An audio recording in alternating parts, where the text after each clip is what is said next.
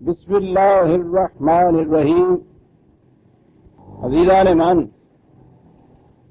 آج ستمبر 1974 کی 22 تاریخ ہے اور درس قرآن کریم کا آغاز سورہ الرعد کی 16ویں آیت سے ہو رہا ہے، 13/16۔ سابقہ آیت میں کہا یہ گیا تھا کہ وَلِلَّهِ يَسْجُدُ مَن فِي السَّمَاوَاتِ وَالْأَرْضِ طَوْعًا وَكَرْهًا وَظِلَالُهُم بِالْغُدُوِّ وَالْآصَالِ۔ عمودی نقطہ اس میں یہ ہے کہ کائنات کی ہر شے ان قوانین کی اطاعت کر رہی ہے جو ان کے لیے خدا نے متعین کیے۔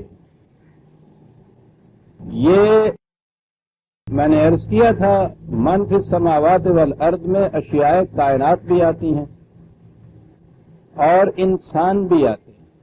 پھر میں نے مختلف آیات سے یہ بتایا تھا کہ اشیاء کائنات جو یہ اطاعت کر رہی ہیں ان قوانین کی، تو وہ تو طاعون ہیں، ان کو مجال انکاری نہیں ہے، ان کے ہاں جبر اور مجبوری کا کرہن کا سوال ہی پیدا نہیں ہوتا۔ انسانوں کی دنیا میں دو قسم کے گروہ پائے جائیں گے، ایک تو وہ ہوں گے کہ جو طاعون ان کی اطاعت کریں گے بطیب خاطر، ان قوانین کی صداقت کا پر پہلے وہ کامل غور و فکر کے بعد ان کی صداقت پر یقین رکھیں گے، اس یقین سے ایک اطمینان حاصل ہوگا اور اس کے بعد یہ اطاعت طاعون ہوگی، بطیب خاطر ہوگی، سمجھ سوچ کر ہوگی۔ اور اگر ایسا نہ کریں گے تو دوسرا طریق میں نے عرض کیا تھا کہ وہ جو انسانی عقل کا تجرباتی طریق ہے، ٹرائل اینڈ ایرر کا، وہ ایک نظام کو لیتی ہے، اس پہ تجربہ کرتی ہے، پھر دیکھتی ہے کہ وہ غلط ثابت ہوا، پھر اسے بدلتی ہے، پھر دوسرا نظریہ اختیار کرتی ہے۔ ساری انسان کی تاریخ وہی کو چھوڑ کر انسان کے اسی تجرباتی طریقے کار کی تاریخ ہے، لیکن اس میں ایک تو عرصہ بڑا لمبا لگتا ہے اور پھر غلط نظام کے نتائج تک پہنچنے میں انسانیت کی ہڈیاں جتنی ٹوٹتی ہیں، خون کی ندیاں جتنی بہتی ہیں، وہ تاریخ انسانیت اس کی شاہد ہے۔ وہی کرتا یہی ہے کہ یہ جس آخری مقام کے اوپر خود انسان نے ان ناکام تجارب کے بعد پہنچنا ہوتا ہے، وہ پہلے دن ہی بتا دیتا ہے کہ یہ طریق صحیح ہے۔ وہ جو اس کے متعلق کہا گیا ہے وہ بڑے عمدہ فکرے ہیں اقبال کے الفاظ کہ وہی کرتی اتنا ہی ہے، اٹ اکانومائزز ہیومن لیبر، یہ انسان کی محنت اور سہولات کے اندر بچت کر دیتی ہے، ان مصیبتوں میں سے نہیں اس لیے گزرنا پڑتا، ورنہ پہنچا دیتی ہے آخر الامر اسی مقام پر یہ دونوں۔ اور وہ جو اس نے کہا بڑی عظیم حقیقت ہے کہ ہر دو امیر کارواں، ہر دو بمنزل رواں، دونوں ہی ایک منزل کی طرف چلے جا رہے ہیں۔ عشق عقل بہیلا بھی برد، عشق برد کشاں کشاں، بس فرق اتنا ہے کہ یہ مختلف ہینوں سے جاتی ہے، ادھر مختلف تجارب سے جاتی ہے، مختلف تدابیر اختیار کرتی ہے، اور اس عشق کی کیفیت یہ ہے کہ عشق کی ایک جست نے طے کر دیے قصے تمام، وہ پہلی ہی جست میں وہاں پہنچا دیتا ہے۔ اتنا ہی فرق ہوتا ہے، جیسے میں مثال دیا کرتا ہوں کہ بچوں کی حساب کی کتاب کے آخر میں ان کے جواب دیے ہوئے ہوتے ہیں، سوال کرنے کے بعد اگر بچہ وہاں سے دیکھ لے تو اسی وقت پتہ چل جاتا ہے کہ میرا جواب صحیح ہے یا نہیں، اور اگر وہ جوابات کا حصہ اس کے پاس نہ ہو تو پھر اسے اس مقام تک، اس یقین تک پہنچنے کے لیے کہ میرا جواب صحیح ہے یا نہیں، پتہ نہیں کتنی دفعہ وہ سوال حل کرنا پڑے گا اور پھر بھی وہ یقین حاصل نہیں ہو سکے گا۔ وہی یہ کرتی ہے، تو جو وحی کی صداقتوں پر ایمان لے آتے ہیں وہ تو طاعون اس کی اطاعت کرتے ہیں، بطیب خاطر کرتے ہیں، اور اس میں عجیب لذت ہوتی ہے، ورنہ زمانے کے تقاضے مار مار کر وہاں لے آتے ہیں۔ تو انسان دو طریق سے یہ کرتا ہے، طعن کرتا ہے اور کرہن کرتا ہے۔ اور جو میں نے آخر میں یہ کہا تھا وہ تو عجیب چیز ہے قرآن کی، ایک تشبیہ ایک مثال میں ایسی بات واضح کر دیتی ہے۔ اس نے کہا تھا کہ اشیاء کائنات کی عطایت اور تمہاری اپنی روش دیکھنی ہو اگر تو دیکھو ذرا، تم بھی چلتے ہو، تمہارے ساتھ تمہارا سایہ بھی ہوتا ہے۔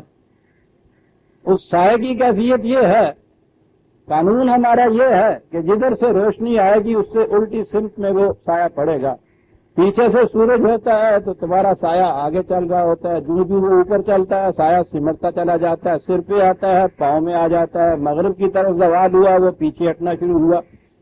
تو کہتا ہے کہ تم جہاں جاؤ جب بھی جاؤ یہ سایہ اس قانون کی اطاعت ہر وقت کرتا رہے گا، اور اس کے ساتھ تم جا رہے ہو کہ کبھی تمہارا قدم ادھر کو اٹھ رہا ہے، کبھی ادھر اٹھ رہا ہے، کبھی یہ راستہ اختیار کرتے ہو، کبھی وہ کرتے ہو، آخر الامر تم نے بھی اس سایہ کی طرح کرنی ہے اطاعت، لیکن آنچے دانا کند کند ناداں لیک باد از خرابی بس یار پیر جوتیاں کھا کے ہوتے ہوں پھر وہ جڑا اس نمبردار نے 100 گنڈا بھی کھاتا سی 100 جوتیاں بھی کھادی تھی، پتا نہ انہیں کی کیتا ہے سی انہوں نے کیا نے کیا ہے سی پہ 100 گنڈا کھانا کہنے لگی میں نہیں کھانا، انہوں نے کیا مار جوتیاں 500 دن 500 جوتیاں انہیں ماری ہیں، جوتیاں کھا کے پھر گنڈا کھا دا، کہنے لگا کھا دوسرا، کہنے لگی میں نہیں کھانا، انہوں نے کیا مار جوتیاں، انہوں نے وہ 100 گنڈا بھی کھا دیا کہ جوتیاں بھی کھا دی۔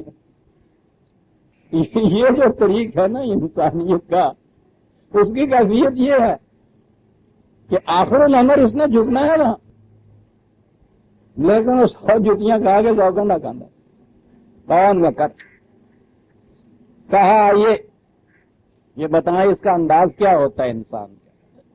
چیز ہے عزیزہ سے مان 1400 سال پہلے کی ایک کتاب ہے، اس زمانے کے بدو کو بھی سمجھا رہی ہے، آج کے زمانے کے آئنسٹائن کو بھی سمجھا رہی ہے۔ کہا کل من رب السماوات والارض قل اللہ، پہلے خود ہی سوال کیا ان سے کہو کہ باہر کی کائنات میں نشو و نما دینے والا کون ہے؟ یہاں تو خود ہی کہا کہ تم بھی ایسا کہو گے، یہ بھی ایسا ہی کہیں گے جیسا تم کہتے ہو۔ بڑا عجیب فرق ہے، آگے چل کے آپ دیکھیں گے کہ اگر یہ بھی یہی کہتے ہیں جو تم کہتے ہو تو پھر تمہارے خدا ماننے میں اور ان کے خدا ماننے میں فرق کیا ہے؟ پھر انہیں بھی خدا پر ایمان لانے کی دعوت کیوں دی جا رہی ہے؟ وہ تو مانتے ہیں اس کو، کہا ماننے اور ماننے میں فرق ہے۔ ہم بتاتے ہیں کہ یہ کیا مانتے ہیں اور خدا پر ایمان کے حقیقی معنی کیا ہیں۔ بڑا سٹل لطیف و نظیف فرق ہے عزیزان مان، اور بات سمجھنے کی ہے، یہ حقیقت میں ہم سے ہی کہا جا رہا ہے۔ تشریح اس کی دوسرے مقام پہ ہو رہی ہے، نسخے ہیں تو نکالیے، آیات بڑی اہم آیات 23/84 13/84 قل لمن الارض ومن فیہا ان کنتم تعلمون، کہا کہ بہرحال ان سے کہو کہ علم کی بارگاہ سے پوچھ کے بتائیں کہ یہ زمین کس کی ہے۔ اب اس حصے تک یہ خدا کو ماننے والے یا آج وہ لوگ کہ جو اس کے نام سے تو انکار کرتے ہیں، آج کا دہریہ سائنٹسٹ بھی اس مقام پہ پہنچ جاتا ہے جہاں یہ کائنات عدم سے وجود میں آئی تھی، وہاں پہنچنے کے بعد خدا کو ماننے والا وہ کہتا ہے کہ خدا خالق ہے، وہ مالک ہے، وہ رب ہے، اس نے یہ کیا ہے۔ یہ وہاں پہنچنے کے بعد کھڑے ہو جاتے ہیں، کہتے ہیں کہ صاحب اس سے آگے ہمیں پتہ نہیں کہ یہ کیسے وجود میں آ گئی، کس طرح سے یہ بن گئی، بہرحال بن گئی ہے کس طرح سے، یعنی ہمارا وہ جو کاز اینڈ ایفیکٹ کا قانون تھا وہ یہاں آ کے ختم ہو جاتا ہے، ہم اس سے آگے نہیں چل سکتے۔ اپنا عجز وہ بھی بیان کرتے ہیں، یہ الگ بات ہے کہ نام یہ نہ لیں، لیکن وہ جو رسمی طور پہ ہی صحیح خدا کے ماننے والے وہ یہ مانتے ہیں۔ خود یہ آج یورپ کے بھی یہ اس انداز کے دہریے تو بہت کم ہیں، یہ باقی جتنے ہیں خدا کو ماننے والے بات ان کی ہو رہی ہے۔ کہ ان خدا کے ماننے والوں سے پوچھئے کہ یہ زمین کس نے بنائی، کس کی ملکیت ہے، کہیں گے کہ ہاں یہ خدا نے بتائی. سیقولون للہ، یہ کہیں گے صاحب، اس کے سوا چارہ کار نہیں کہیں گے خدا نے زمین بنائی، خدا کی زمین ہے. ہر جواب کے بعد آپ دیکھیے وہ کیا کہتا چلا جا رہا ہے. قل افلا تذکرون، کہا کہ ذرا پھر کھڑے ہو جاؤ اس جواب کے بعد، کیونکہ بات آگے سوچنے کی آ جائے گی. قل من رب السماوات السبع ورب العرش العظیم، پوچھو ان سے کہ یہ جو متفرق مختلف کرے تیر رہے ہیں فلک کی پہنائیوں کے اندر، ان کا نشو و نما دینے والا وہ کون ہے؟ کون ہے کہ جس کے ہاتھ میں اس کا مرکزی کنٹرول ہے؟ خارجی کائنات سے بات ہو رہی کے متعلق بات ہو رہی ہے. سیقولون للہ، اس کے سوا چارہ کاری نہیں کہ یہ کہیں کہ ہاں سب ٹھیک ہے، خدا نے بنایا ہے، خدا ہی ان کی ربوبیت کا سامان بام پہنچا رہا ہے، وہی پروردگار ہے، وہی ان کی پرورش کرتا ہے. پھر وہی اگلی بات ہے قل افلا تتقون، اس کے معنی آگے چل کے آئیں گے. قل من بیدہ ملکوت کل شیء وہو یجیر ولا یجار علیہ ان کنتم تعلمون. ان سے پوچھو کہ یہ وہ قوت کون سی ہے جس کے ہاتھ میں یہ اتنا بڑا اقتدار ہے کہ وہ اس کائنات کو اس طرح سے چلا رہا ہے. وہ کسی کا محتاج نہیں، اس کو ضرورت نہیں کہ کسی کی پناہ میں آئے، ہر شے اس کی پناہ میں جانے والی ہے. کیا کہتے ہو تم؟ یہ کائنات تک خدا ماننے والے یہاں بھی یہ کہیں گے سیقولون للہ، ٹھیک ہے یہ خدا کی.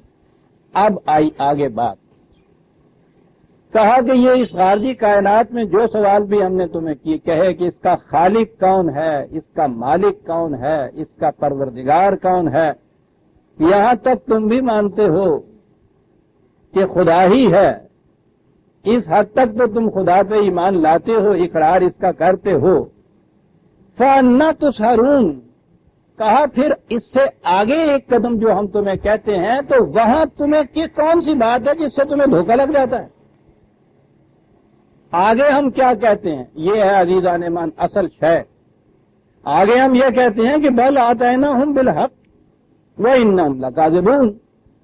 ہم یہ کہہ رہے ہیں کہ جس طرح خارج کی دنیا میں خدا کے قوانین کی اطاعت ہو رہی ہے، تمہاری اپنی دنیا میں بھی اسی کی اطاعت ہونی چاہیے. تو وہاں تک تو تم ہر بات کا جواب اس بات میں دیتے چلے آ رہے ہو کہ ہاں صاحب خدا ہی ہے، اسی کے قوانین اسی نے بنایا، اسی کے مطابق یہ چل رہی ہے ساری کائنات، سب ٹھیک ہے. کہا کہ جب ہم ذرا آگے تمہیں ایک قدم بڑھا کر کہتے ہیں کہ جب یہ صورت ہے تو تم بھی اس کائنات کے حصے ہو، جب وہاں یہ چیز کار فرما ہے تو تمہاری اپنی دنیا کے اندر تم کیوں نہیں اس کے قوانین کو کی اطاعت کرتے؟ یہ چیز ایک حق کی تمہارے پاس ہم نے بھیجی ہے، تمہارے لیے بھی کچھ قوانین ہیں، یا تم یہ سمجھتے ہو کہ یہ ساری کائنات تو قوانین کے مطابق چلے اور تم یہاں بالکل چھٹر بے مہار کی طرح چھوڑ دیے جاؤ، تمہارے لیے کوئی قانون نہیں ہونے چاہیے؟ وہاں تو ہر چیز کا جواب بالکل ٹھیک ٹھیک تم دیتے ہو. یہاں جب تمہیں کہتے ہیں کہ ہاں صاحب خدا کے قوانین کے مطابق تمہیں بھی چلنا چاہیے، تو اس بات کی تم تکذیب کرنے لگ جاتے ہو. فرق یہ ہے عزیزان مان، خدا کو ماننے والے، میں نے کہا کہ ان چند دہریوں کو چھوڑ دیجئے، وہ بھی بات صرف الفاظ کی ہے، لیکن بہرحال خدا کے ماننے والے اس کائناتی خدا کو تو سب مانتے ہیں. وہی خالق ہے، وہی مالک ہے، وہی کائنات میں ان کی ربوبیت کرتا ہے، رب بھی وہی ہے، یہاں تک سب مانتے ہیں. لیکن اس سے آگے جب بات آتی ہے کہ ہمیں بھی اسی کے دیے ہوئے قوانین کے تابع چلنا چاہیے، یہاں آ کے انکار ہو جاتا ہے. اور اصل یہ چیز ہے کہ یہ جتنی چیزیں پہلے مانی جاتی ہیں ان کے ماننے سے ہماری زندگی پہ کیا اثر پڑتا ہے. ایک نے کہہ دیا کہ صاحب خدا نے بنایا تھا، ایک نے کہہ دیا میں یہ نہیں جانتا کہ کس طرح سے یہ عدم سے وجود میں آ گئی، ممکن ہے بائی چانس یہ آ گئی ہو. میری اور اس کی زندگی میں فرق کیا سوائے اس کے کہ یوں ہی ایک جذباتی سی تسکین مجھے حاصل ہو جائے کہ میں کہہ دوں کہ میں نے کہا خدا نے بنایا اور یہ دیکھیے صاحب یہ کہتا ہے نہیں خدا نے نہیں بنایا. فرق کیا پڑا دونوں کے اوپر؟ سوال یہ آ جائے کہ یہ خارجی کائنات جو ہے کس کے قوانین کے تابع چلتی ہے؟ اس نے کہہ دیا کہ فطرت کے قوانین کے مطابق چلتی ہے، میں نے کہہ دیا خدا کے قوانین کے مطابق چلتی ہے. میری اور اس کی زندگی کے اوپر ان دونوں چیزوں کا اثر کیا پڑا؟ الفاظ کا ہی فرق ہے. یہاں تک تو یہ ماننا جو ہے اس ماننے سے کچھ کام نہیں چلتا. اصل چیز جو ماننے کی ہے وہ وحی کا ماننا ہے. ایک یہ کہتا ہے کہ ہماری زندگی جو ہے ہمارے بنائے ہوئے قوانین کے تابع چلے گی صاحب، اور دوسرا کہتا ہے کہ نہیں صاحب ہماری زندگی بھی خدا ہی کے دیے ہوئے قوانین کے تابع چلے گی. بس یہاں پڑا اثر آ کے زندگی کا. تو خدا کا ماننا در حقیقت اس کے وحی کا ماننا ہے. وحی پر ایمان اگر نہ ہو تو خدا پر ایمان تو یہ کافر اور مشرک اور ایتھیسٹ جس کو ان معنوں میں کہا جاتا ہے میٹیریلسٹ اور مادہ پرست، یہ خارجی کائنات کے خدا کو تو سارے مانتے ہیں. تو فرق جہاں آگے پڑتا ہے وہ وحی کا فرق. اور یاد رکھیے کہ ہمارا اور خدا کا تعلق صرف وحی کے ذریعے سے آپس میں جڑتا ہے. اسے درمیان میں سے نکال دیجئے تو خدا کے ساتھ کوئی تعلق ہمارا باقی نہیں رہتا. میں نے عرض کیا ہے نا کہ یوں جواب دینے کے اعتبار سے آپ کہیے خدا نے بنایا ہے، خدا ہی پروردگار ہے، بس یوں ہی اپنے آپ کو ایک فریب سے دے لینے والی بات ہے کہ ہم خدا پرست ہیں یہ مادہ پرست ہیں. دونوں میں کوئی فرق نہیں ہے. خدا پرستی اور مادہ پرستی کا فرق یہاں آگے شروع ہوتا ہے، صرف وہی سے آگے شروع ہوتا ہے. عزیزان مان، یہ خدا کی صفات ہیں جو پہلے ہم بیان کر رہے ہیں. خالق کائنات ہے، مالک کائنات ہے، رب السماوات والارض ہے. یہ ساری اس کی کچھ صفات ہیں. ٹھیک ہے، وہ ایسا ہے وہ ایسا ہے. میرے ساتھ جو خدا کا تعلق یا میرا جو خدا کے ساتھ تعلق ہے وہ اس کے وحی کی روح سے ہے، ان قوانین کی روح سے ہے جس کے مطابق اس نے کہا ہے کہ تم نے اپنی زندگی گزارنی ہے. وحی کے اوپر اگر یہ ایمان نہیں ہے تو خارجی کائنات کے اوپر کے خدا پر ایمان لانا ایمان ہی نہیں ہے. یہ سارا جو جواب دیتے تھے آپ کے سامنے قرآن نے دہرایا ہے کہ کوئی سوال ان سے کہیے یہ کہیں گے سیقولون الا اللہ نے یہ کیا ہے، اللہ ہی کا یہ سب کچھ ہے. اور اس کے بعد ان سے کہا جا رہا ہے نا کہ اللہ پہ ایمان لاؤ. تو یہ اتنا کچھ تو وہ کہہ رہے ہیں. یہ ان سے تقاضا جو خدا پر ایمان کا ہے وہ کیا تقاضا ہے؟ پھر کیا بات نہیں تھی جس کی وجہ سے ان کا ایمان نہیں تھا؟ یہی تھا نا آتیناہم بالحق وانہم لکاذب. اسے جھٹلاتے ہیں. یہ ایمان اس کے اوپر لانے کا ہے. تو یاد رکھیے خدا پر ایمان کے معنی یہ ہیں جہاں تک انسانی دنیا کا تعلق ہے اس کے دیے ہوئے قوانین کی صداقت پر ایمان. اور ایمان کا بھی ایک لفظ ہمارے ہاں اتنا کچھ فرسودہ سا ہو گیا ہے کہ بات سمجھ میں نہیں آتی. مقصد حیات اس کا ترجمہ کیجیے، نصب العین زندگی اسے کہیے، منزل کہیے اس کاروان انسانیت کی. میری زندگی کا مقصد قل ان صلاتی و نسکی و محیای و مماتی للہ رب العالمین. یعنی یہ نصب العین جو ہے میرا زندگی کا مقصد جو ہے وہ ہے جو میرے لیے اس نے متعین کیا ہے، اور اس منزل پر پہنچنے کے لیے اس نے طریقہ کار کو تجویز کیا ہے. انہیں ہی خدا کے قوانین کہتے ہیں جو وہی کے ذریعے ملتے ہیں. یہ ہے ایمان کے معنی. میری زندگی کا مقصد اس نے متعین کیا ہے، وہ ہے میرا نصب العین حیات، اور اس تک پہنچنے کے لیے طریق بھی اسی نے تجویز کیے ہیں، تدابیر بھی اسی نے بتائی ہیں. ان کے مطابق چلنا یہ ہے میری زندگی کا مقصد. یہ چیز جو ہے اسے آپ کہتے ہیں ایمان باللہ، خدا پر ایمان لانا. نہ یہ کہ کائنات کی کا خالق بھی وہی ہے، مالک بھی وہی ہے، رب بھی وہی ہے، بارش بھی وہی برساتا ہے، بادل بھی وہی لاتا ہے، بجلیاں بھی وہی کڑکاتا ہے. یہ سارا کچھ تم بھی کہتے ہو، ہندو بھی کہتا ہے، عیسائی بھی کہتا ہے، یہودی بھی کہتا ہے. میں نے کہا ہے کہ یورپ کا میٹیریل سائنٹسٹ بھی یہ کہتا ہے تو پھر ان سے آپ تقاضا کیا کرتے ہیں ایمان لانے کا؟ قرآن تو اہل کتاب سے کب سے بھی تقاضا کرتا ہے کہ ایمان لاؤ. ان کے خدا کو خدا ماننے میں تو کسی کو شبہ ہی نہیں ہو سکتا. کون سی چیز تھی جس کے اوپر تقاضا کیا جاتا ہے؟ حالانکہ وہ ویسے وہی پہ بھی ایمان رکھتے ہیں، لیکن کہا یہ گیا کہ تمہارے پاس اس کی وہی ہے نہیں اپنی اصلی شکل کے اندر. خدا پر ایمان کے معنی پھر وہی ہو گئے. انسان اپنی اس زندگی میں حیات عرضی کے اندر اس کے قوانین، اس کی دی ہوئی وحی کے مطابق زندگی بسر کرنا، اسے کہتے ہیں خدا پر ایمان لانا. بات چھوڑ دیجئے 1400 سال پہلے کی، اور چھوڑ دیجئے مشرکین عرب کی یا اس زمانے کی اقوام کی جنہیں مخاطب کیا گیا ہے، اپنے تک آ جائیے. ہم بھی جو ایمان رکھتے ہیں ذرا گریبان میں منہ ڈال کے دیکھیے تو صحیح، وہ خارجی کائنات کے خدا پہ ہی رکھتے ہیں یا اپنے اس خدا پہ بھی رکھتے ہیں جس کی وحی پر ایمان لانا ہمارا فریضہ، یعنی اس کے مطابق زندگی بسر کرنا. پھر ایمان لانا چھوڑ دیجئے. لفظ جب غلط معانی میں آ کے دیر تک استعمال ہوتے رہتے ہیں تو اپنا صحیح مفہوم کھو دیتے ہیں. اس لیے ان الفاظ کا بھی مفہوم اپنی زبان میں ادا کرنا چاہیے. ایمان کے معنی یہ ہے کہ میری زندگی کا ایک مقصد متعین ہے اور مجھے اس مقصد کو حاصل کرنا ہے، اس منزل تک پہنچنا ہے. سوچئے کہ ہم جو آج مسلمان کہلاتے ہیں، ہم خارجی کائنات کے خدا ہی کو مانتے ہیں یا اس خدا کو بھی مانتے ہیں؟ ہمارا ایمان بھی وہی ہے. جہاں تک یہ دوسرے خدا ماننے والوں کا جو ایمان ہے، جنہیں ہم دعوت ایمان دیتے ہیں، یہ اسی سطح کا ایمان ہمارا بھی ہے.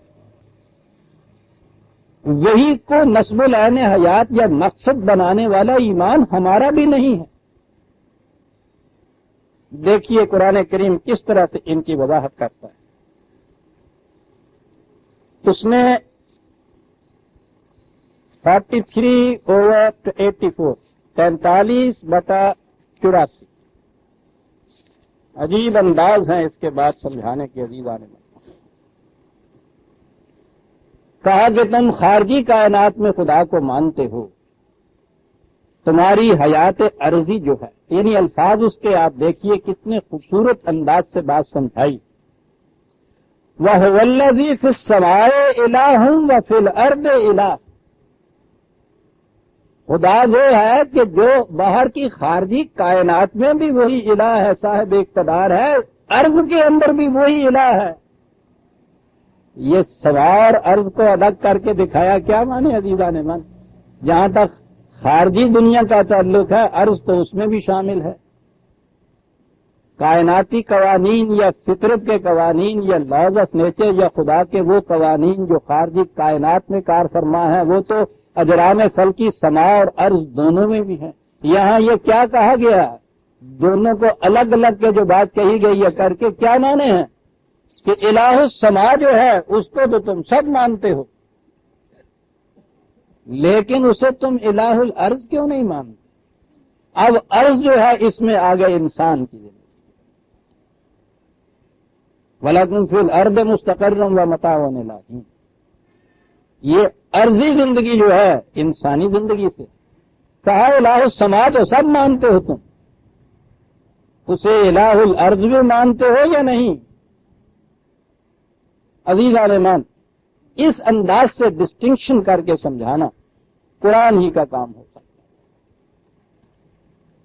خدا کو ماننے والوں کے متعلق کہا کہ 2 حصے ہو جاتے ہیں.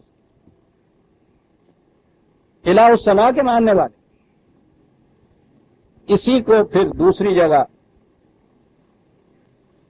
21/21 کہا کہ الہ السما پہلے تو ہوا وَلَهُ مَن فِي السَّمَاوَاتِ وَالْأَرْضِ، وہ سب کچھ وہ کہا. خارجی کائنات کی قوتوں کے متعلق کہا وَمَنْ عِندَهُ لَا يَسْتَكْبِرُونَ عَنْ عِبَادَتِهِ وَلَا يَسْتَحْسِرُونَ، ان کے متعلق کہا کہ وہ تو اس کی اطاعت سے تھکتے ہی نہیں، تھکان تک نہیں ہوئی، وہ لگے ہوئے ہیں اس کے اندر.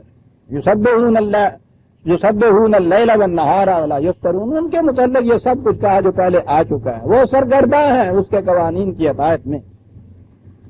اب انسانوں سے یہ کہا کہ امت تخذوا آلہۃ من الارض ہم ینشرون، تو کیا کہا کہ تم اپنی اس عرض کی زندگی کے اندر اور خدا بناتے ہو اور توقع رکھتے ہو کہ وہ تمہیں زندگی عطا کرے؟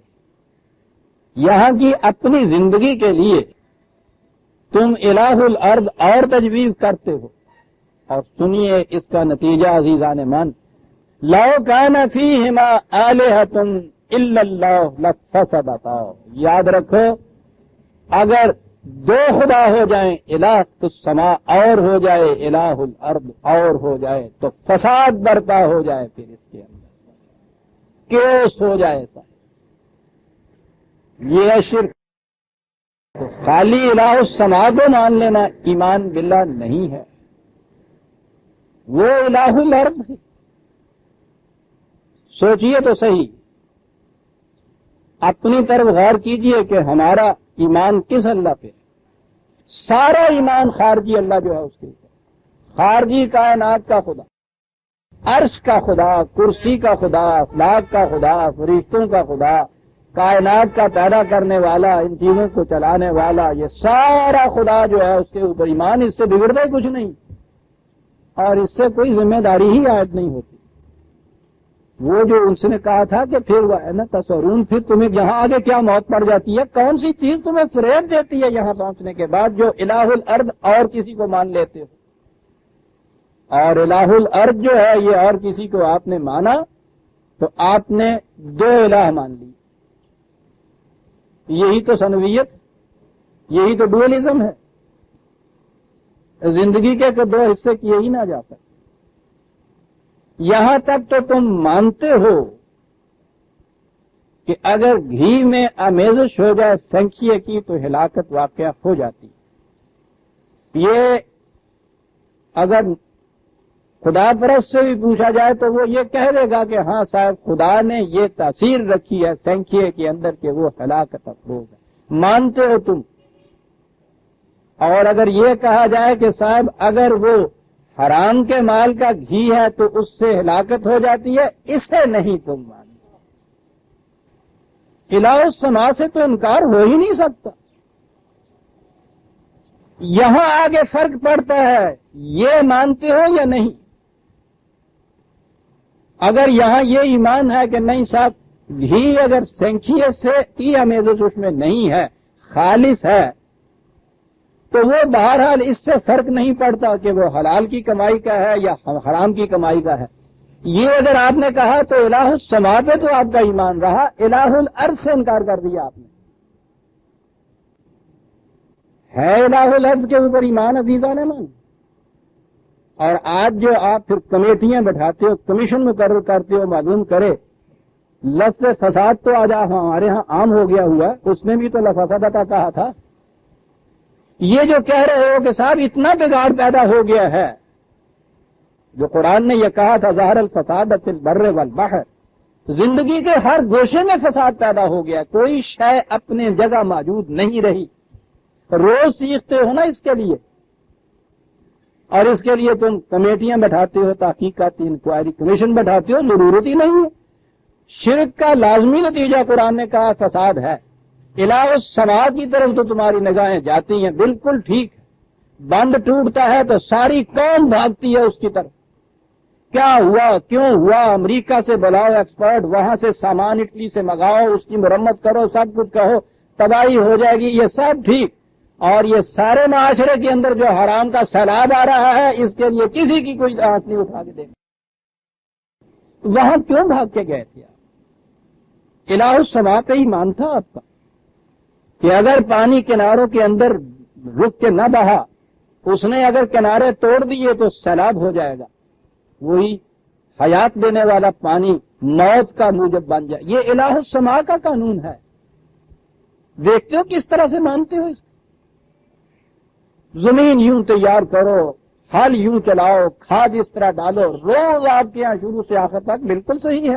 الہ السماء سے انکار نہیں کیا جا سکتا، قرآن نے دونوں میں کہا ایمان لانے کے لیے، یہ نہیں ہے کہ ان چیزوں کو آپ چھوڑ دیجئے۔ لیکن جب کسی قوم کی کیفیت یہ ہو جائے کہ وہ مقصود بھی ذاتی الہ السما کو لے لے، الہ الارض کے اوپر اس کا ایمان ہی اٹھ جائے تو یہ ٹھیک ہے، ان قوانین کے مطابق یہ نتائج تو پیدا ہوں گے، اس کے بعد جو انسانیت کی زندگی کے اوپر اس کے نتائج ہوں گے وہ تو فساد ہوگا صاحب۔ یہاں تو خیر پھر بھی آپ کہہ سکتے ہیں کہ ابھی اتنا کچھ پیدا ہی ہمارے ہاں نہیں ہو رہا، ہمیں ضرورت ہے سماوی قوانین کے ماتحت بھی ابھی ضرورت ہے ترقی کرنے کی۔ ان ممالک کو لیجئے، وہ امریکہ والے اپنے ہاں کا فالتو اناج جو ہے سمندر میں ڈبوتے ہیں صاحب، اتنا زیادہ ان کے ہاں ہوتا تھا۔ سویڈن والوں کو سمجھ میں نہیں آتی کہ یہ اتنا کچھ پیدا ہو رہا ہے، اس سے کریں کیا ہم؟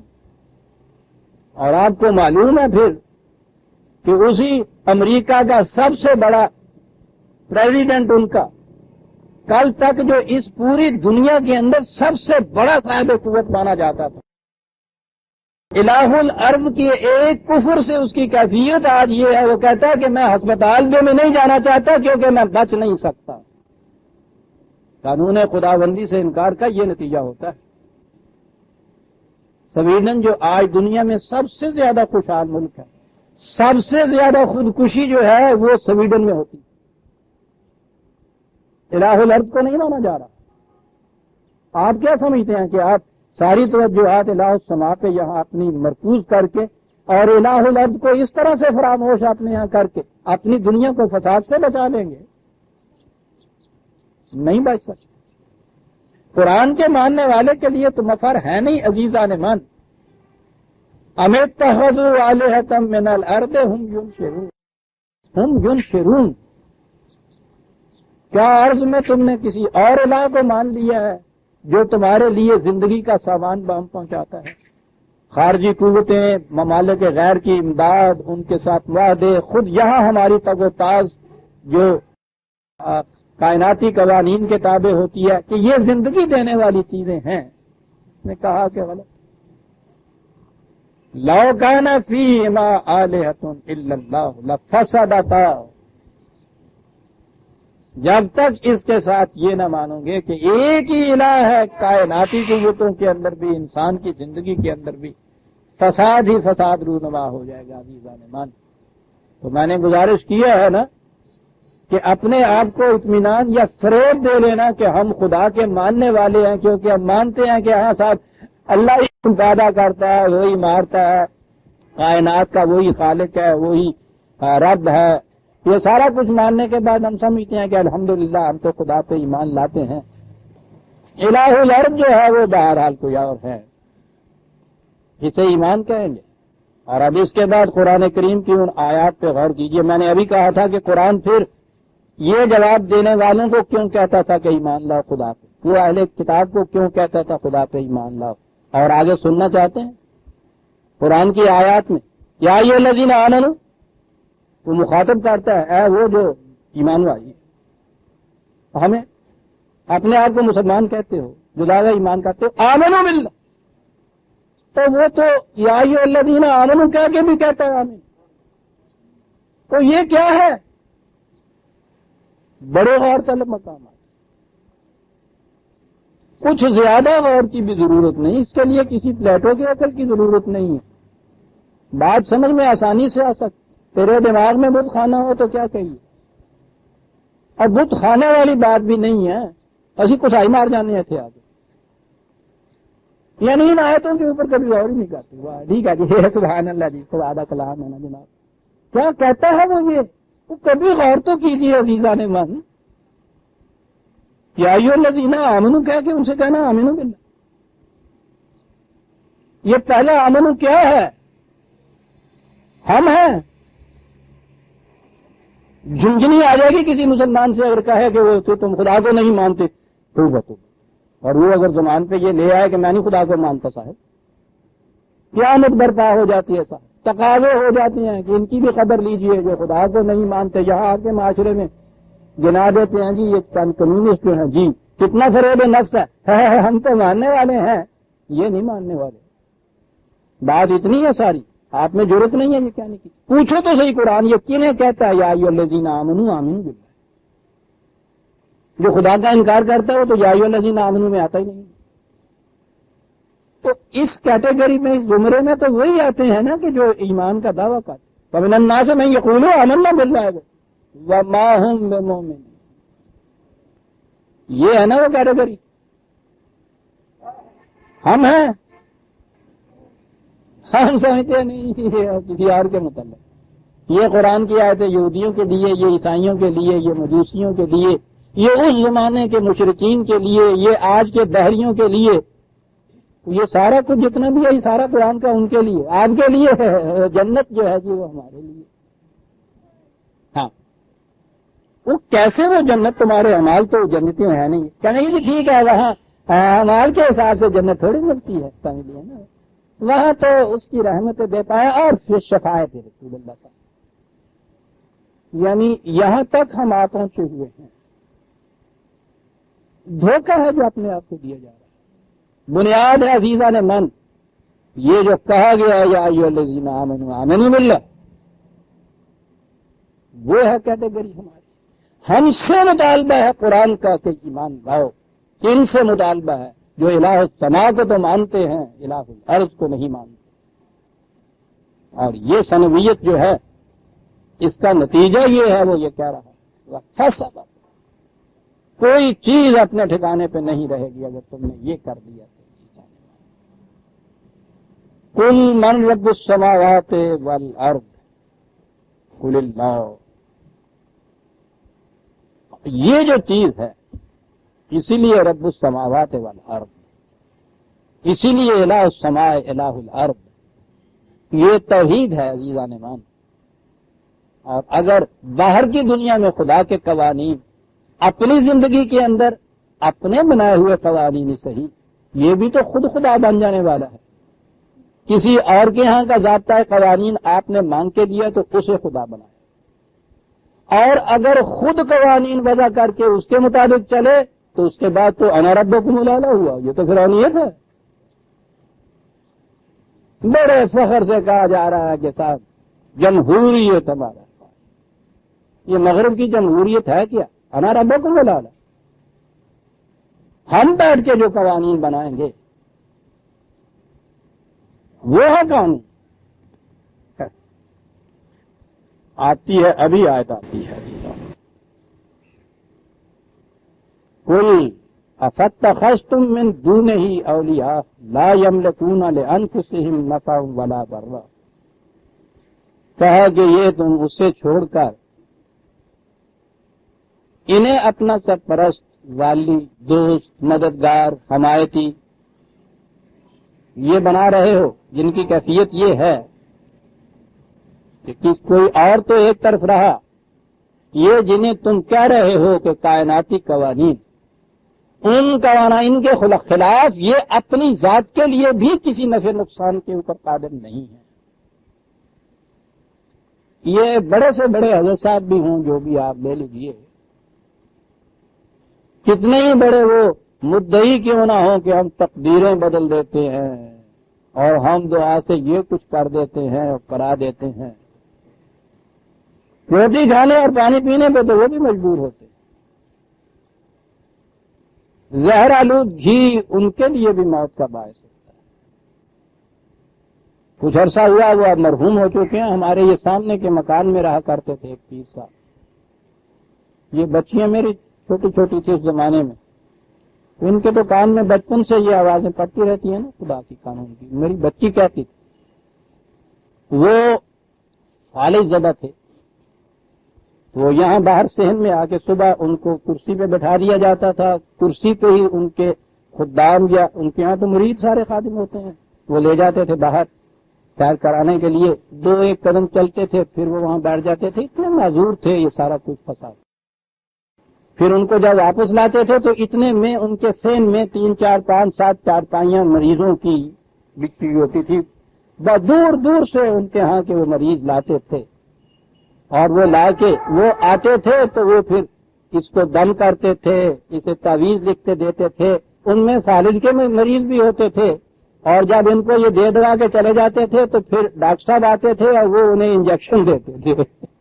میری بچیاں کہا کرتی تھی بابا جی انہوں نے یہ دعا مانگنے میں آتے نہیں کیوں نہیں مانگنے آگے؟ اپنی ذات کے لیے بھی ان قوانین خداوندی کے خلاف کسی نفع نقصان کا اقتدار جو نہیں رکھتے، اس کے لیے انہیں بھی انجیکشن لینا پڑتا ہے، کیونکہ وہ الہ السماء کا قانون ہے کہ اگر رگوں میں خون منجمد ہو جائے تو اس کے لیے یہ دوائی ہم نے بنائی ہے، یہ قانون ہم نے بنایا ہے، محتاج ہوتی ہے اس قانون کے۔ کیفیت یہ ہے کہ جن کی اپنی کیفیت یہ ہے کہ وہ ہمارے قوانین کے اس طرح محتاج ہیں، تم اپنی ذات کے لیے ان کے پاس جاتے ہو کہ خدا کے قوانین کو چھوڑ کے ان سے نفع نقصان لے لو، ذرا تو سمجھو۔ آگے بات آتی ہے کہ پھر کیوں نہیں بات سمجھ میں آتی کہ ہم نے کہ بڑی آسان بات کیا ہے، حل یستوی العامی والبصیر، کہا کہ اندھا اور آنکھوں والا برابر ہو سکتے ہیں؟ باہر تو وہ چیز اسی طرح سے پڑی ہوتی ہے، دو انسان یہاں کھڑے ہوتے ہیں، کیا فرق ہوتا ہے دونوں میں؟ ایک کی بینائی ہوتی ہے، دوسرے کی بینائی زائل ہوتی ہے۔ حل تستوی الظلمات والنور، نہیں۔ اور آگے جا کے پوچھو جس کی بینائی نہیں ہے وہ شاید بات کو نہ سمجھے کہ بینائی کیا ہوتی ہے۔ بینائیاں دونوں کی ہوں اور ان سے پوچھو کہ تاریکی اور روشنی برابر ہوتی ہے، وہی تمہاری آنکھیں اس کمرے میں ہوتی ہیں جہاں تاریکی چھا جاتی ہے، بجلی ذرا بجھ جائے تو اس کمرے میں آپ دیکھیے رسیاں سانپ بن کر ڈراتی ہیں۔ پھر آپ دونوں چیزیں ضروری ہیں، انسان کی آنکھ میں بینائی اور باہر روشنی۔ بینائی ہے یہ عقل انسانی، روشنی ہے خدا کا دیا ہوا قانون وحی۔ بینائی قائم ہو اور وہ روشنی نہ ہو بیکار ہے، وہ روشنی موجود ہو بینائی اپنی نہ ہو بیکار ہے، دونوں کی موجودگی ضروری۔ اندھا اور آنکھوں والا، بینائی ہے بینائی نہیں ہے، یہ فرق۔ اور آگے روشنی اور تاریکی، اب اس میں کیٹیگری یہ ہو گئی، بینائی ہے روشنی نہیں ہے پھر بھی اندھا ہے، روشنی ہے بینائی نہیں ہے پھر بھی اندھا ہے، روشنی ہے بینائی ہے، یہ ہے جنہوں سجاکھا کیا جائے گا۔ کیوں دونوں برابر ہو سکتے ہے نا؟ الہ السماء اور الہ الارض دونوں کی ضرورت، اسے ایمان کہتے ہیں عزیزان ایمان، وہی خدا کی طرف سے دی ہوئی خارجی روشنی کا نام ہے۔ عقل انسانی خدا کی دی ہوئی آنکھ ہے جس میں بینائی ہے، دونوں اکٹھی ہوں گی تو ہر شے صحیح صحیح اپنے مقام پہ اپنی اصلی حقیقت میں نظر آئے گی۔ دونوں میں سے اگر ایک چیز بھی نہیں ہے تو جیسا میں نے ابھی عرض کیا ہے پھر رسیاں بھی سانپ بند کر دکھائیں گے آپ۔ کیا دونوں برابر ہو سکتے ہیں؟ قل اللہ خالق کل شیء، کہا کہ یہ یاد رکھو ٹھیک ہے ہر چیز کا خالق وہی ہے لیکن وہ خالق ہی نہیں ہے، وَهُوَ الْوَاحِدُ الْقَهَّارُ، وہ غلبہ ہے، قوت ہے، اقتدار ہے، سورنٹی ہے، وہ ایک اس کی ہے۔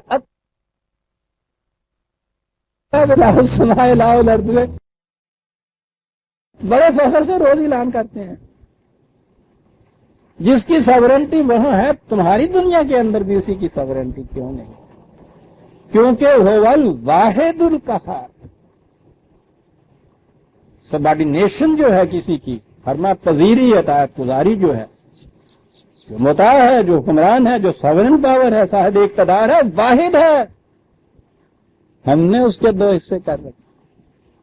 ہمارا مناظر اٹھ کے گھنٹہ گھنٹہ بھر تقریر کرتا ہے کہ صاحب وہ مجوسی جو تھے وہ دو خداؤں کو مانا کرتے تھے، اسلام نے آ کے اس تنویت کو مٹایا، اس ڈوئلزم کو مٹایا اور توحید کو پھیلایا، اور بیک وقت اس کی اپنی کیفیت یہ ہوتی ہے کہ الہ السماء کو تو مان رہا ہوتا ہے، الہ الارض پہ اس کا بھی ایمان نہیں ہوتا۔ اول تو وہ یہی کیفیت ہوتی ہے کہ اپنے بنائے ہوئے قوانین، اپنے نہ ہو، اپنے جیسے اور انسانوں کے بنائے ہوئے قوانین جنہیں اسلاف کہہ کے اپنے آپ کو دھوکہ دے لیتا۔ کچھ فرق نہیں عزیزان من، ہمارے سامنے کا الہ الارض ہے، اس سے پہلے کا گزر گیا ہوا الہ الارض۔ کسی انسان کا بنایا ہوا قانون بھی اگر کسی دوسرے انسان کے اوپر لاگو ہو جاتا ہے تو یہ دو الہ ہو جاتے ہیں۔ کیونکہ اس نے یہ کہا تھا کہ ما کان لبشر ان یؤتیہ اللہ الکتاب والحکم والنبوۃ ثم یقول للناس کونوا عبادا لی من دون اللہ. کسی انسان کو یہ حق حاصل نہیں ہے، خواہ سے حکومت، کتاب، نبوت بھی کیوں نہ مل جائے کہ وہ کسی دوسرے انسان سے کہے کہ تم خدا کے نہیں میرے محکوم ہو جاؤ. واحد القہار ہے وہ. تو زندگی کو آپ نے مختلف حصوں میں تقسیم کیا، شرک ہو گیا. اور جیسا میں نے عرض کیا ہے کہ یہاں ملوکیت اور اس قسم کی جمہوریت میں فرق ہی کچھ نہیں ہے. ایک انسان کا بنایا ہوا قانون کیا اور 10 کا مل کے بنایا ہوا قانون کیا، وہ تو الہ الارض نہ رہا. اور پھر تمہارا آج کا بنایا ہوا ہو اور یا 500 سال 1000 سال پہلے کے انسانوں کے بنائے ہوئے ہوں تو کیا؟ یہ تفریق و تقسیم و تمیز ہے عزیزان من. الہ السماء اور الہ الارض، وہ واحد القہار ہے. اسی لیے یہ اس نے یہ کہا. اب آئی وہ بات، فوراً یہ چیز آئی کہ خالق کل شے ہے. اب وہ نقطہ اس زمانے میں مجوسی جس طرح سے کسی دور میں یہودیت بڑے غالب تھی، پھر عیسائیت بڑی غالب تھی، آج مغرب کی میٹیریلزم غالب ہے. نزول قرآن کے زمانے میں مجوسیت زیادہ غالب تھی کیونکہ ایران ان کے قریب بھی تھا اور ان کا فلسفہ حیات، ان کا مذہب بڑا چھایا ہوا تھا. اس میں سنویت تھی. وہ سنویت کیا تھی؟ وہ مانتے تھے کہ خیر کا خالق اور ہے، شر کا خالق اور. خیر کا خالق یزدہ ہے، شر کا خالق اہرمن ہے. یہاں کہا ہے کہ خالق کل شے بھی ہے، واحد القہار بھی ہے. تو اب ان کی وہ دلیل سامنے آئی جو وہ دیتے تھے کہ پھر اس کائنات میں خیر کے ساتھ شر کیوں ہے. یہ بڑا پرانا فلسفے کا سوال چلا آ رہا ہے، گڈ اینڈ ایول کا مسئلہ.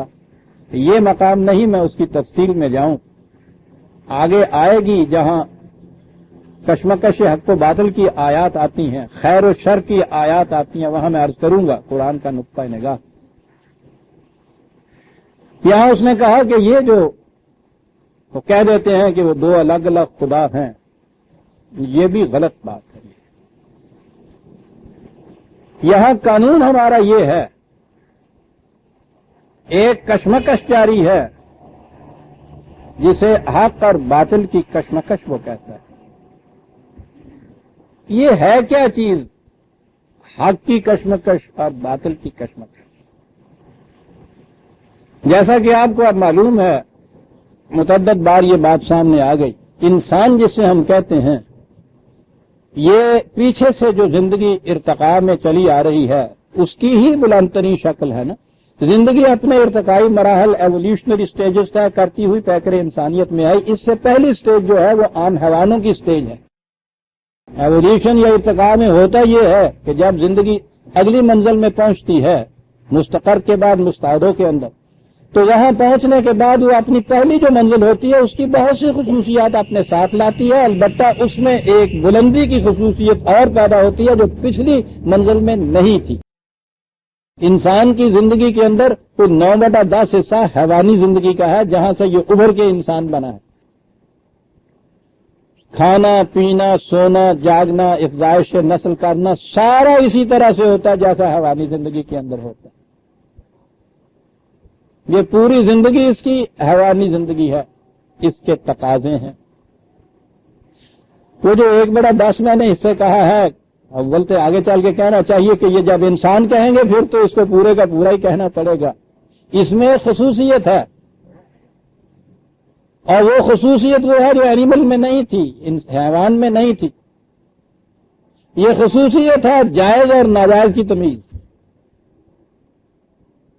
یہ حیوان میں نہیں ہوتی. حیوان کو بھوک لگتی ہے، اسے پتا ہے کہ مجھے چارے سے بھوک مٹتی ہے. وہاں ان کو یہ معلوم ہے بکری کو کہ میں نے گھاس کھانا ہے، اس سے بھوک مٹتی ہے. شیر کو معلوم ہے کہ میں نے گوشت کھانا ہے، اس سے یہ ملتی ہے. ان کے نزدیک جائز اور ناجائز کی تمیز نہیں ہے. یہ تمیز انسان کی انسانی زندگی کی تمیز، یہ انسان کی طبعی زندگی، physical life, the animal in man, حیوانی زندگی، یوں کچھ کہہ لیجیے اس کو، اس کے تقاضے ہیں۔ ایک تقاضا اس کی انسانی زندگی کا بھی، اسے بھی بھوک لگتی ہے۔ حیوانی زندگی کا تقاضا ہے کہ کھانا کھاؤ، اگر وہ حیوان کی طرح اس تقاضے کو پورا کرتا ہے تو حیوانی سطح کی زندگی ہے اس کی۔ لیکن ایک آواز اور آتی ہے جس پہ اس نے ایمان رکھا ہے کہ نہیں، حلال کی روٹی کھاؤ۔ اس روٹی کے لیے، سامان زیست کے لیے دولت پیدا کرنا، یہ وہی حیوانی زندگی کا تقاضا ہے۔ انسانی زندگی کا تقاضا ہے کہ نہیں، جائز طریقے سے پیدا کر۔ اب اگر ایسا وقت آ جاتا ہے کہ ٹائی پڑتی ہے، 10,000 روپیہ آتا ہے مفت میں، کوئی گرفت نہیں، کوئی دیکھنے والا نہیں، کوئی مواخذہ نہیں، آتا ہے رشوت سے، ناجائز طریقے سے۔ اب یہاں پہنچنے کے بعد اس کی حیوانی زندگی کے تقاضے میں اور انسانی زندگی کے تقاضے میں ایک ٹکراؤ پیدا ہوتا ہے، تصادم ہوتا ہے، کانفلکٹ ہوتی ہے دو تقاضوں کے اندر۔ یہ ہے جسے آپ حق اور باطل کا ٹکراؤ کہتے ہیں۔ یہ کوئی باہر کی دو الگ الگ قوتیں نہیں ہیں کہ ایک کو خدا نے پیدا کیا اور دوسرے کو اہرمن نے پیدا کیا ہے، اور ان کے نزدیک وہ دونوں قوتیں برابر برابر کی ہیں، خدا اور یزنا اور اہرمن، خدا اور شیطان، اور دونوں وہ کہتے ہیں کہ ہر وقت آپس میں اکھاڑے میں اترے ہوئے دنگل کر رہے ہیں، کشتی لڑ رہے ہیں۔ ان کا دونوں کو الگ الگ دو خدا ان کے یہاں بنائے ہوئے تھے۔ میں بڑے سادہ الفاظ میں سمجھا رہا ہوں اس مسئلہ کو، اور آسانی سے حل ہو جاتا ہے۔ انسان کے اندر کے ہی دو تقاضے ہیں۔ وہ ایک تقاضا وہ ہے جس نے جائز اور ناجائز، حلال اور حرام کے اندر امتیاز کرنے کی بات کو بھی مان لیا، اس کے اندر بھی حیوانی زندگی کا تقاضا ابھرتا ہے۔ یہ اسے حیوان کی طرح پورا نہیں کرتا۔ جس طرح شیر بھوکوں مر جائے گا، گھاس کی طرف آنکھ اٹھا کے نہیں دیکھے گا، یہ بھی بھوکوں مر جائے گا، حرام کی روٹی کا لقمہ منہ میں نہیں ڈالے گا۔ یہاں حق کی فتح ہوئی، باطل کی ناکامی ہوئی۔ اور اگر اس نے یہ کہا کہ بھائی بھوک جو ہے وہ ٹھیک ہے، حرام اور حلال کی تمیز کیا ہے، دولت جس طرح سے بھی ہاتھ میں آ جائے، دولت ہاتھ میں آ جائے گی تو وہ قرآن میں ہے ایک دفعہ، ان کا قول بھی لکھا ہوا ہے۔ یہ جو اس طرح سے دولت کما کے پھر کہتے ہیں زکوٰۃ دے دیجئے باقی ساری پوری ہو جاتی ہے، دادا صاحب کے دیگ چڑھا دیے جا کے، جو منت مانی ہوئی ہے کہ یا اللہ اگر 10,000 روپیہ اس کیس میں کسی طرح سے آ جائے نا تو میں 1,000 روپیہ تمہارے نام میں دے دوں، یعنی وہاں آفیسر سے کہا آیا کہ صاحب اس میں سے 1,000 تمہیں دوں گا، ایک اس کو دی، ایک ادھر آگے رشوت ٹان دی تھا۔ یہ کشمکش انسان کے اپنے اندر کی دو تقاضوں کی کشمکش ہے۔ وہ کہتا یہ ہے کہ ٹھیک ہے، اس کائنات کے اندر بھی تم دیکھو گے کہ اس طرح کے تقاضے جو ہیں ٹکراتے ہیں آپس میں، لیکن تم تاریخ کے شواہد پہ نگاہ رکھو، گزری ہوئی قوموں کے حالات کو اپنے سامنے لاؤ، خود آہستہ آہستہ انسانی زندگی کے تجربے بھی جو ہے جو تمہیں جس مقام پہ پہنچاتے ہیں ان کو دیکھو، پھر ہوتا کیا ہے۔ سنی عزیزان من، کس مثال سے بات سمجھاتا ہے۔ انزل من السماء ماء فسالت اودیۃ بقدرها، آسمان سے تو ایک ہی بارش برستی ہے، ندی نالے اپنے اپنے ظرف کے مطابق ان میں سے پانی لے لیتے ہیں۔ قدر دیکھا کن معنی میں یہاں آیا ہے، تقدیر کا لفظ تو یہیں سے ہے نا، ہر شے کا پیمانہ۔ پیاس میں ایک یا زیادہ سے زیادہ 2 گلاس جو ہیں پیاس بجھانے کا پیمانہ، اور وہی پانی اگر 5-7 گلاس ہو جائیں تو موت کا موجب، اسے تقدیر کہتے ہیں۔ بقدر اپنے اپنے ظرف کے مطابق پانی لے لیتے ہیں، لیکن اس کے اندر ادھر ادھر کا خس و خاشاک بھی آ ملتا ہے، موجود ہوتا ہے۔ فاحتمل السیل زبد الراویہ، پانی تیزی سے جب بہتا ہے تو یہ خس و خاشاک کتنا بھی ہے جھاگ کی طرح لوٹ کے کنارے پہ جا پڑتا ہے، صاف اور شفاف پانی آگے بہ جاتا ہے۔ وَمِمَّا يُوقِدُونَ عَلَيْهِ فِي النَّارِ ابْتِغَاءَ حِلْيَةٍ أَوْ مَتَاعٍ زَبَدٌ مِثْلُهُ، سنار، اس ٹکڑے کو جسے سونا کہا جاتا ہے، چاندی کہا جاتا ہے، وہ اپنی بھٹی میں تپاتا ہے، اس کے اندر وہ گلتا ہے، اس میں اس کے بعد وہ کہتا ہے جو اس میں کھوٹ ملا ہوا ہوتا ہے، کچھ اس میں وہ ملاتا ہے تو کھوٹ بھی نکھر کے اوپر آ جاتا ہے، وہ اس کھوٹ کو الگ کر دیتا ہے، سونا کندن بن جاتا ہے۔ کذالک یضرب اللہ الحق والباطل، حق اور باطل کی مثال کچھ یوں سمجھ لیجیے، کھوٹ ملا ہوا سونا کشمکش حیات کی بھٹیوں کے اندر سے جب گزرتا ہے تو یہاں پھر اس کا کھوٹ الگ ہوتا ہے اور سونا کندن بن جاتا ہے۔ وہ خس و خاشاک ہے جو پانی میں مل جاتا ہے، اسی پانی کی روانی میں تیزی جب آتی ہے، خس و خاشاک الگ ہو کے زمین پہ گر جاتا ہے، بہہ جاتا ہے، پانی صاف شفاف آگے چلا جاتا ہے۔ حق اور باطل کی مثالیں یہ، فَأَمَّا الزَّبَدُ فَيَذْهَبُ جُفَاءً، وہ جو جھاگ اور پانی وہ کھوٹ ہوتا ہے وہ رائے گاں چلا جاتا ہے، قیمتی سونا کندن بن کر پھیلاگے چلا جاتا ہے۔ تو آؤ اب تمہیں بتائیں کہ بنیادی قانون کیا ہے یہاں۔ کھوٹ الگ ہوتا ہے، سونا باقی رہ جاتا ہے، جھاگ خس و خاشاک الگ ہو جاتی ہے، نتھرا ہوا صاف ستھرا پانی الگ رہ جاتا ہے۔ آؤ تمہیں بتائیں کہ تب تم اس الہ السماء کے قانون کو، اپنی الہ الارض کے قانون کو اپنی زندگی کے اوپر منطبق کرتے ہو تو وہاں کیا ہوتا ہے، کیا باقی رہتا ہے، کیا ضائع ہوتا ہے؟ عزیزان ایمان، ایک اصول ہے، خیر و شر کا مسئلہ حل ہو جاتا ہے۔ عمل خیر کون سا ہے جو باقی رہتا ہے؟ کہا کہ سنیے ایک اصول، وَأَمَّا مَا يَنْفَعُ النَّاسَ فَيَمْكُثُ فِي الْأَرْضِ، جو کچھ تم صرف اپنی ذات کے فائدے کے لیے کرتے ہو تمہاری ذات کے لیے ختم ہو جاتا ہے، جو کچھ تم پوری نو انسان کی منفعت کے لیے کرتے ہو وہ باقی رہتا ہے۔ دیکھا نیک عمل کس کو کہتے ہیں، ثواب کس چیز سے حاصل ہوتا ہے، خیر کیا ہے یہاں، شر کیا ہے؟ چار لفظوں میں عزیزان ایمان اصول دے دیا۔ کم از کم 2500 سال کی تاریخ ہمارے سامنے ہے گڈ اینڈ ایول کے فلسفے کے اوپر جو لکھا گیا ہے۔ ڈیفینیشن نہیں ہو سکی آج تک ان لوگوں سے کہ گڈ، ایبسولوٹ گڈ، مطلق خیر کسے کہتے ہیں۔ اضافی تو ہر ایک بتاتا چلا آ رہا ہے، بعض حالات میں وہ اچھائی ہوتی ہے، بعض حالات میں وہ اچھائی نہیں رہتی، کھوٹ ملا ہوا سو یہ چیز کہ وہ ایبسولوٹ جسے کہتے ہیں کہ خیر ہی خیر وہ ہو جس میں شر کا کھوٹ ہو ہی نہ۔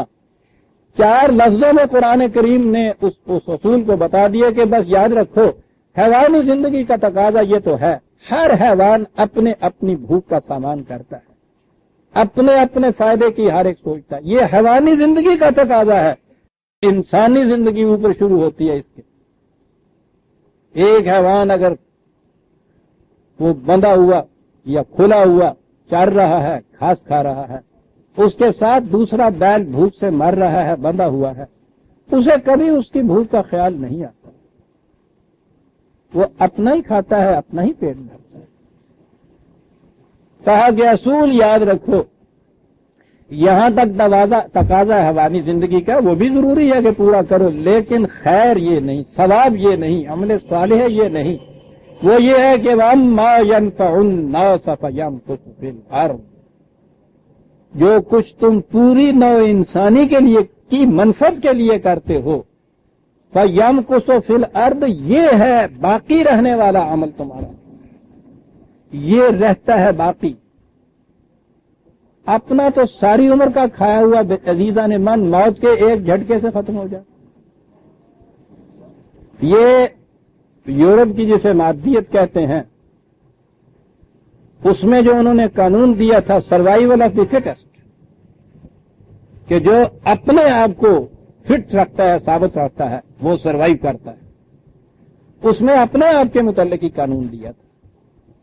وہ علاج سماعت، وہ کائناتی قانون ہے، ٹھیک ہے، اس کے لیے یہ بھی ضروری ہے۔ انہوں نے کہا تھا کہ یہ قانون ہے، اور یہی قانون آگے یہاں ان کی غلطی ہوئی۔ انہوں نے کہا کہ یہی قانون آگے انسانوں کی زندگی میں بھی ہے، جو قوم اپنے آپ کو فٹ رکھتی ہے وہ بچتی ہے، اسے اس کی فکر نہیں ہونی چاہیے کہ دوسری قوموں پہ کیا گزرتا ہے۔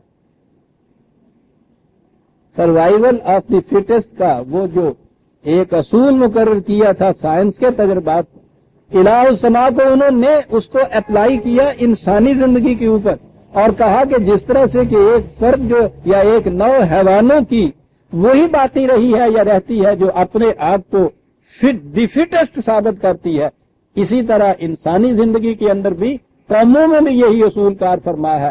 اپنے آپ کے اندر دا فٹسٹ جو قوم ثابت کرتی ہے وہ باقی رہتی ہے، اسے اس کی پرواہ نہیں ہونی چاہیے دوسری قوموں پہ کیا گزر رہی ہے۔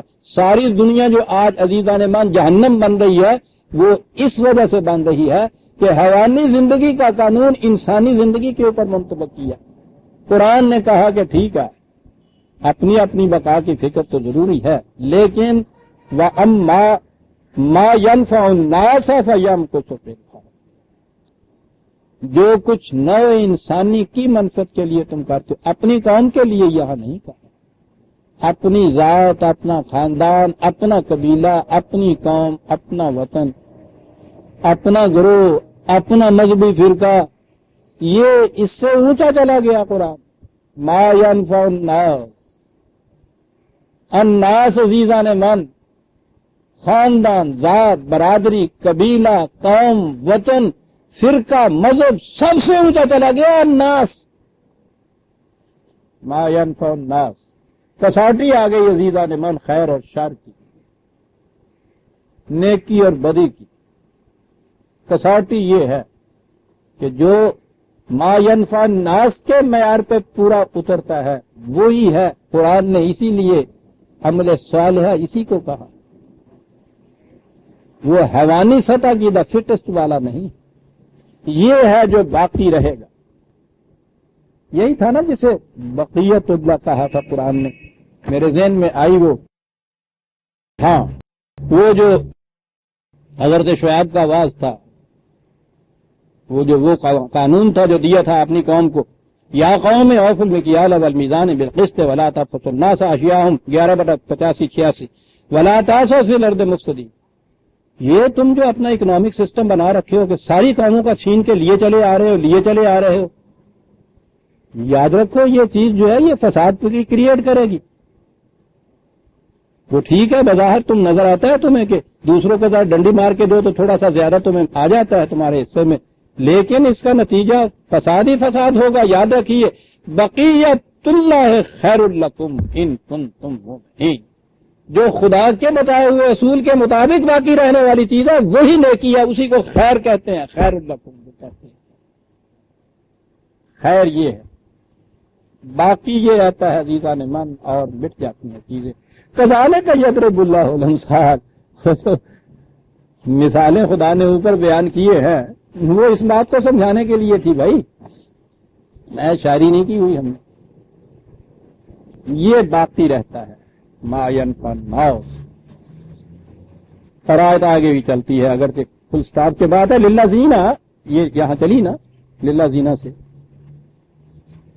کون ہے وہ لوگ کہ جن کے لیے یہ عمل خیر باقی رہتا ہے، باقیات الصالحات جسے کہتے ہیں ہم، للذین استجابوا لربہم الحسنی، یاد رکھ، جو اپنے نشو و نما دینے والے کے سوال کا جواب مثبت میں دیکھے ہیں، لبیک حاضر ہوں میں، کوئی ہے حاضر ہوں حضور۔ عجیب الفاظ قرآن کے ہوتے ہیں، کتنا پیارا ہے یہ لفظ، پھر فوراً ہی یاد آ جاتی ہے کتنا پیارا ہے یہ شعر حسرت کا۔ حفیظ صاحب پوچھتے ہیں وہ جان ساروں کو، تم بھی حسرت اٹھو سلام کرو۔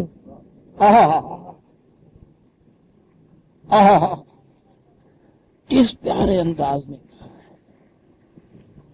آہا، پوچھتے ہیں وہ جانثاروں کو تم بھی حسرت اٹھو، کرو کیا؟ کلام کرو. للذین استجابوا لربہم الحسنی. جب جانثاروں کے متعلق پوچھا جائے تو اٹھو حسرت، سلام. زبان سے کچھ نہ کر. لبیک اللہم لبیک لا شریک لہ لبیک. رہ گئی رسم اذاں، روح پلالی نہ رہی. 84,000 حاجی گئے، 74,000 حاجی گئے. بیک وقت وہاں ان کو حفظ کرا دی گئی یہ دعائیں.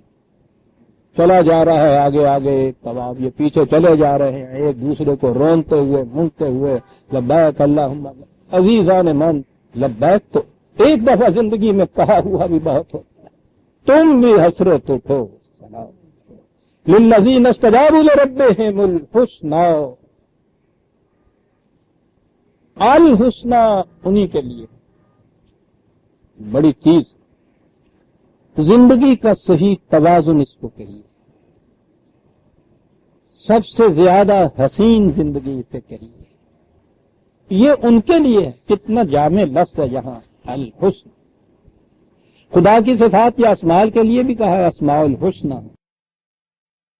تمام صفات خداوندی الی حد بشریت اور پورا پورا توازن لیے ہوئے. حسن تو بنتا ہی اسی لیے ہے کہ خوبصورتی کی ساری علامتیں ہوں، توازن اس کے اندر پورا ہو.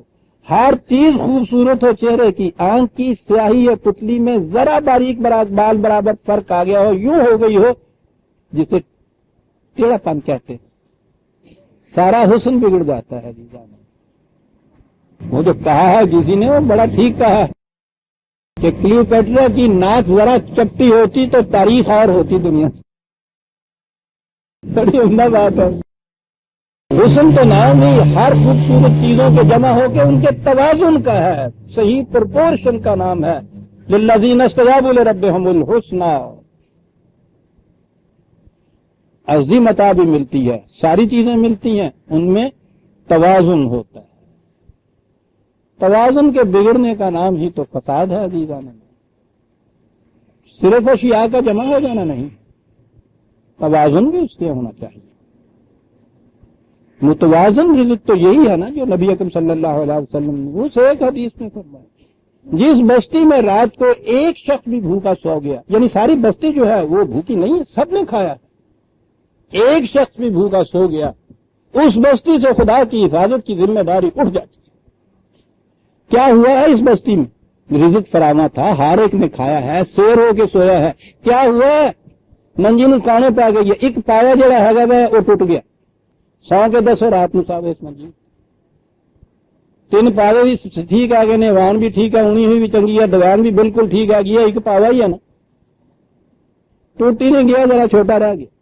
یہ ساری بستی میں ایک فرد جو بھوکا سو گیا ہے، اس سے کیا ہوا ہے؟ بستی کا توازن بگڑ گیا ہے عزیزان من.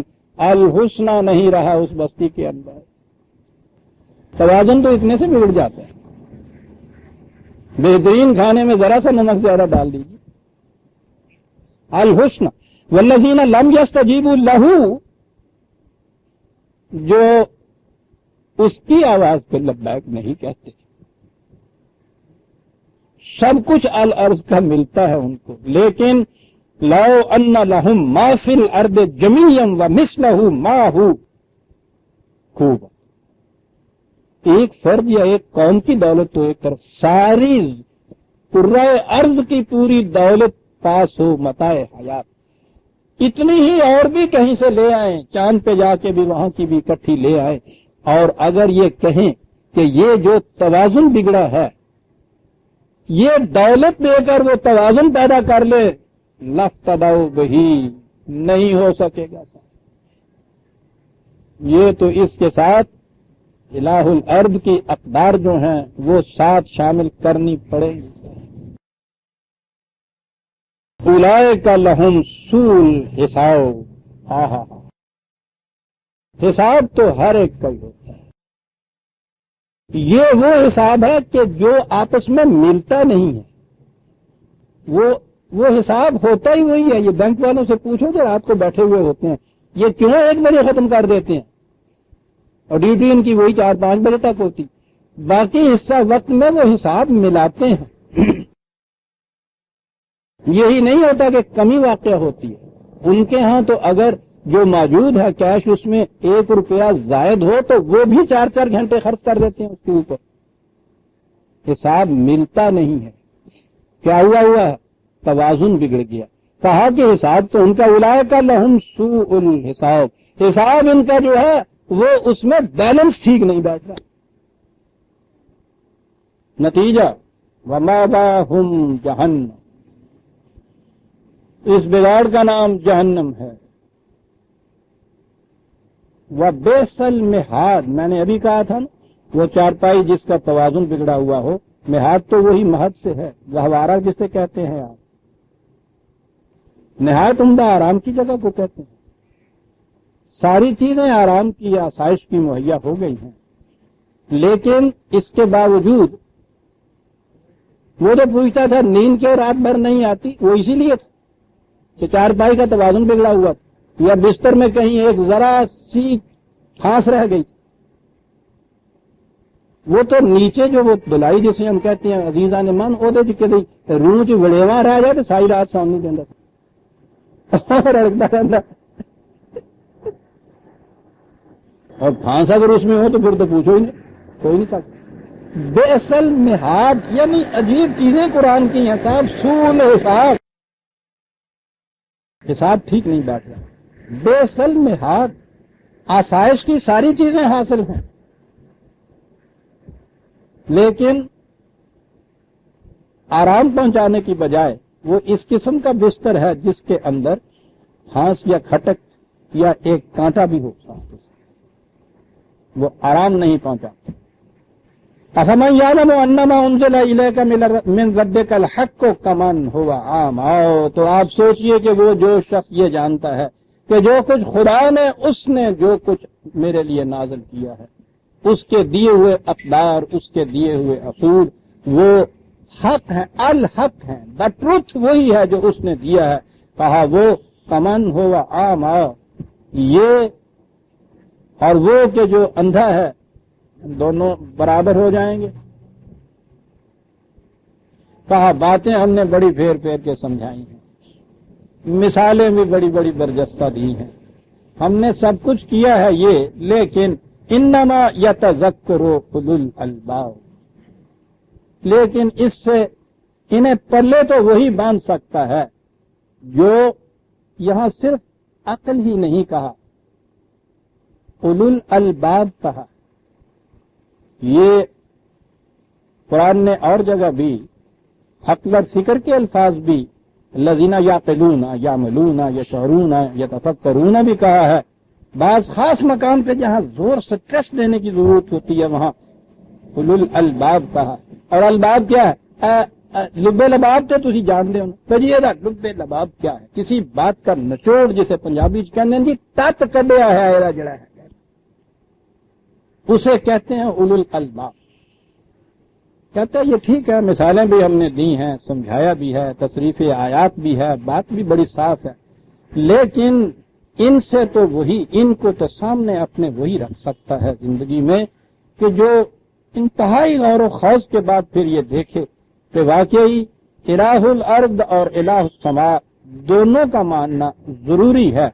اور یہ اولو الالباب کون سے ہیں الذین یوفون. چلیے آگے اب چلا ہے کہ یہ کون ہیں جنہیں ہم کہتے ہیں کہ یہ ہیں در حقیقت سیانے.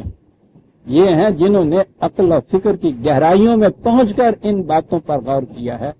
آج وقت ہو گیا ہے اسے ہم آئندہ پر اٹھا رکھتے ہیں. آج ہم سورہ ہیں جی کون سی آیت رہ گئی. اچھا یہ 16 کا وہ ام جعلوا للہ شرکاء کا خلق فتح. ٹھیک ہے جی یہ جو درس آیا ہے نا اس میں وہ کہتے ہیں 16 کا آیت میں آگے چلا گیا تھا خالق کل شیء. اگلے درس میں اتنا حصہ بھی ساتھ ہم لے لیں گے. شکریہ آپ کی حصہ. ہم سورہ الرعد کی آیت 19 تک آ گئے ہیں 20 سے آئندہ ہم لیں گے. ربنا تقبل منا انک انت السمیع العلیم.